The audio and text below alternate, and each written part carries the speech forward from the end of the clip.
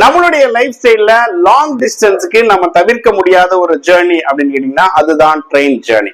Train ஜேர்னில நிறைய அசௌகரியங்கள் நடக்கும். அதை நம்ம கண்டு காணாம போயிடும். அப்படி போகாம நம்ம என்னெல்லாம் பண்ண போறோம் அப்படின்றதான் இந்த வீடியோல சொல்ல போறேன். எனக்கு நடந்த பர்சனல் எக்ஸ்பீரியன்ஸை சொல்றேன். கொச்சின்ல இருந்து நான் சென்னைக்கு வரும் பொழுது ஷாலிமர் எக்ஸ்பிரஸ் பயன்படுத்தினாங்க. அந்த ஷாலிமர் எக்ஸ்பிரஸ்ல அந்த டாய்லெட் பாக்குறதுக்கே ரொம்ப படு கேவலமா இருந்தது.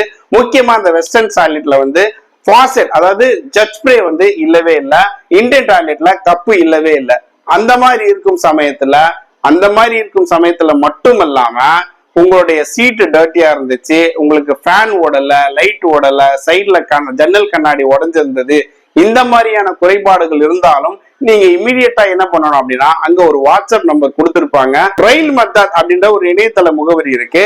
இந்த ரெண்டுத்திலயும் நீங்க எடுத்த போட்டோஸ ஒரு ஷார்ட் டிஸ்கிரிப்ஷனோட கம்ப்ளைண்ட் பண்ணிட்டீங்கன்னா முடிஞ்ச வரைக்கும் அவங்க நிவர்த்தி செய்யறதுக்கு முயற்சி பண்ணுவாங்க.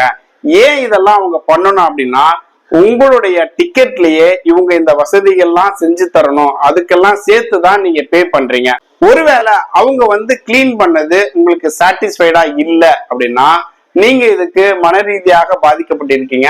இது சேவை குறைபாடும் அப்படின்னு சொல்லலாம். இந்த சேவை குறைபாட்டிற்காக நீங்க நிவாரணம் பெற முடியுமா அப்படின்னு கேட்டீங்கன்னா எஸ்.